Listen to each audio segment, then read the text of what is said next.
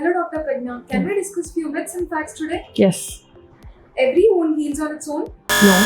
Diabetics reduces sensation in the feet. Yes. Walking barefoot is safe for diabetics. No. Wearing proper footwear helps prevent ulcers. Yes. So డయాబెటీస్లో peripheral neuropathy అని start అవుతుందండి.